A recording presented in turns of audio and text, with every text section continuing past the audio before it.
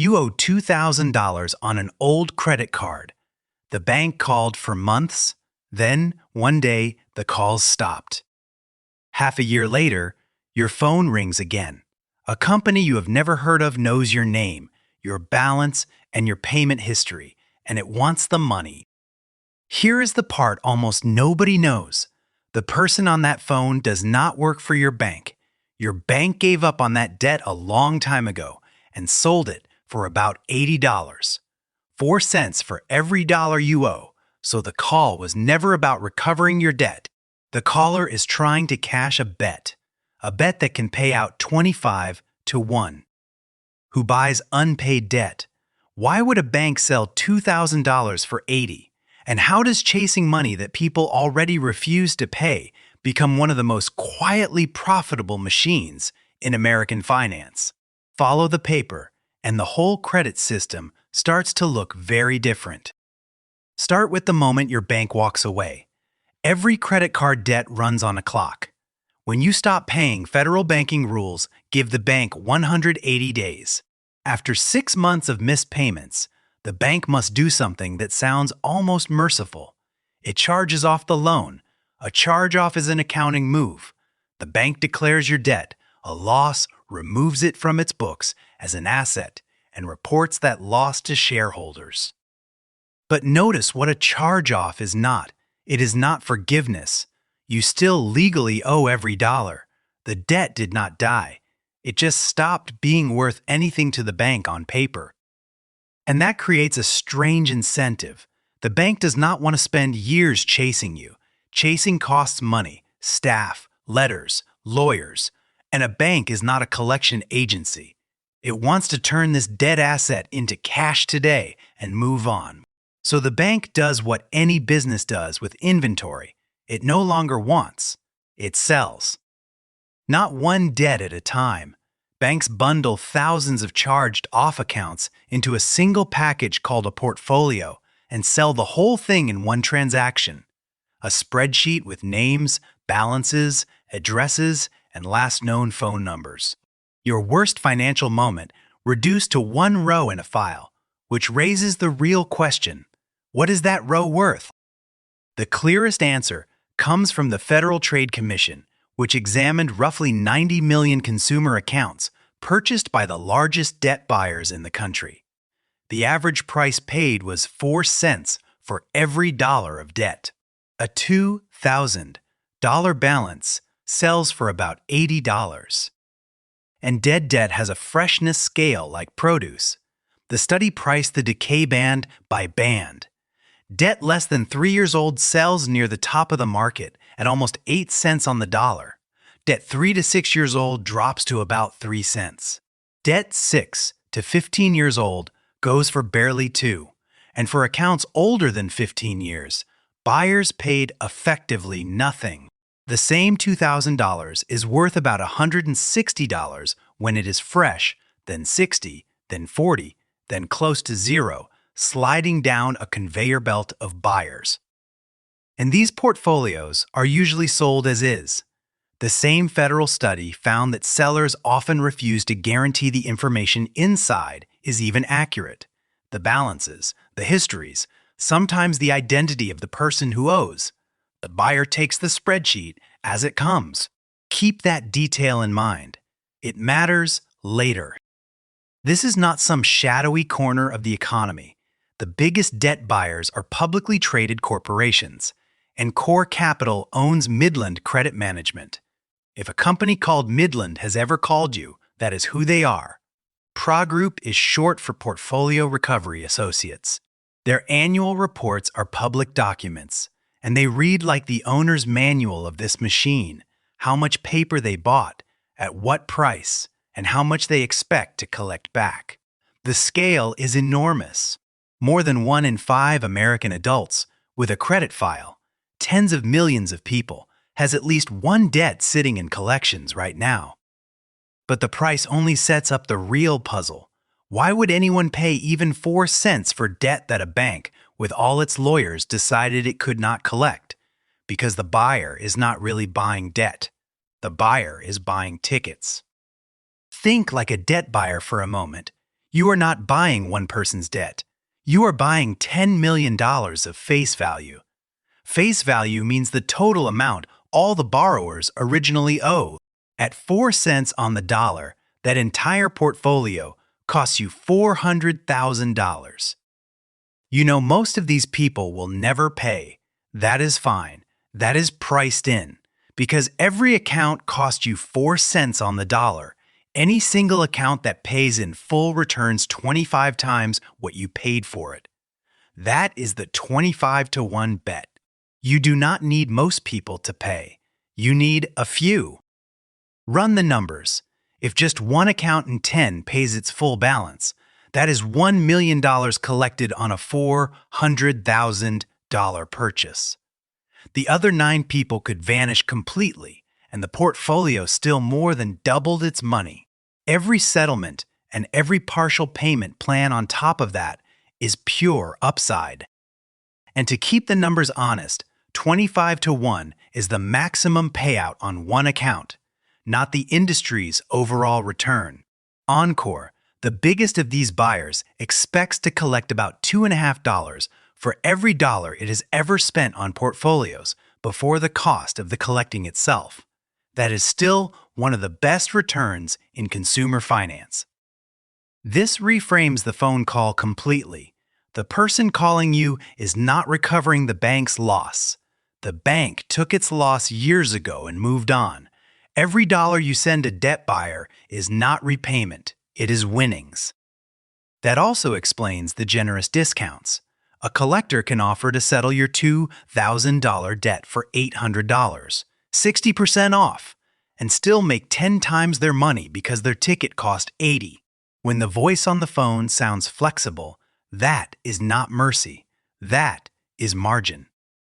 But phone calls are only the polite half of the machine. What makes the bet reliable is a building your taxes already paid for. The courthouse. When letters and calls fail, debt buyers sue, not occasionally, industrially. Debt collection lawsuits are filed by the millions every year in the United States, and in many state courts, they have become the single most common type of civil case, ahead of everything else those courts were built to handle. Researchers at the Pew Charitable Trusts studied these dockets and found the number that explains the whole strategy. In the courts they examined, more than 70% of debt lawsuits ended in a default judgment. A default judgment means the person being sued never showed up. Maybe the notice went to an old address. Maybe they could not miss a shift at work. Maybe the envelope looked like every other piece of collection mail. The reason does not matter. If you do not appear, you lose automatically. No evidence required. And a default judgment transforms the asset. The debt stops being a 4-cent gamble and becomes a court order. With a court order, the buyer can garnish wages. Garnishment means money is taken directly out of a paycheck before it ever reaches the worker. The lottery ticket becomes a subscription to someone's salary. If this sounds too mechanical to be real, the industry has already been caught running it at scale. In 2015, federal regulators found that the 2 biggest debt buyers had filed lawsuits by the hundreds of thousands, supported by robo-signed paperwork, sworn statements produced by employees who never actually reviewed the file, over debts they could not verify. Remember, the spreadsheet sold as is, with no guarantee the numbers were right. This is where that detail lands. The companies paid tens of millions of dollars in refunds and penalties. Then they kept operating. The fine was a cost line. The conveyor belt did not stop. Step back and look at the design. The public court system, judges, clerks, sheriffs, operates as the enforcement department of the debt buying industry. The buyer paid 4 cents for the claim. The taxpayer funds the machinery that makes it collectible. So, who is really doing the collecting? And the paper never stops moving. Portfolios that fail to pay are resold to the next buyer, and then the next. The records get thinner with every sale. Sometimes the newest owner holds nothing but a name and a balance, with no contract and no proof behind it. Debt's too old to sue on, past the statute of limitations, which in most states runs somewhere between 3 and 6 years, get worked anyway in the hope that you do not know the deadline exists. The industry even has a name for this paper: zombie debt. Debt that comes back from the dead. And the zombies are busy again. Investigative reporters at Bloomberg and NPR documented second mortgages from the 2008 housing crash. Loans that homeowners believed were dead for 15 years, bought for pennies, revived, and pushed toward foreclosure. Meanwhile, the rules that police all of this are thinner than you would hope. Federal law bans threats and harassment, and a rule from 2021 CAP's collection calls it 7 per week. But that cap is per debt. Someone with 3 old debts can legally receive 21 calls a week. And the federal watchdog in charge of enforcing these rules, the Consumer Financial Protection Bureau, has spent the past year being stripped down with dropped cases and gutted staff. The referee is leaving the field exactly as the game speeds up. Now for the twist.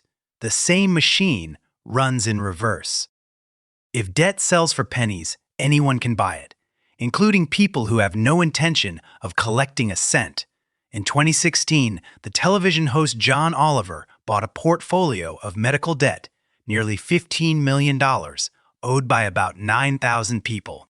He paid roughly $60,000, less than half a cent on the dollar. Then he forgave all of it on television.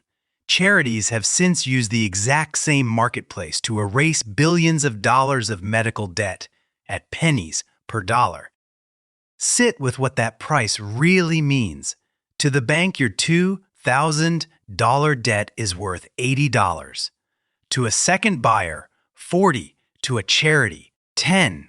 The only person on earth to whom that debt is worth the full $2,000, plus interest, plus fees, plus a wrecked credit score, plus years of anxiety is you. The market decided long ago that your debt is nearly worthless. Nobody ever tells you that. So here is how the money really works. The urgent phone call, the moral pressure, the letters that say you must pay. That is the bait. The real money was made the day someone bought your name for 4 cents on the dollar, and every dollar collected after that is a gambler cashing a ticket. The collector was never recovering a loss. The collector is holding a betting slip with your name on it. And the secret price of that slip, 4 cents, 2 cents, half a cent, is the most honest number in the entire credit system. It tells you what everyone upstream already knows. The debt stopped being about you the day it was sold. Once you see this machine, you start seeing its relatives everywhere. The gym priced for members who never show up. The printer sold cheaper than its ink. The price tag is almost never where the money is. If this breakdown changed the way you will hear the next collection call, this channel is built for you. Margins follows the money underneath ordinary businesses until the hidden machine shows itself. And if you want a front row seat the next time one gets taken apart, subscribing is the easiest way to be there. A like quietly tells us, this is the kind of story worth digging into, so it helps more than you might think. And one more thing, if any of this has ever happened to you, a call from a company you never borrowed from, a debt that came back from the dead, a settlement offer that suddenly made sense once you knew the math, the comments are open. Your story might be the missing detail in the next investigation, because there is always another machine, and someone watching has usually already been inside it.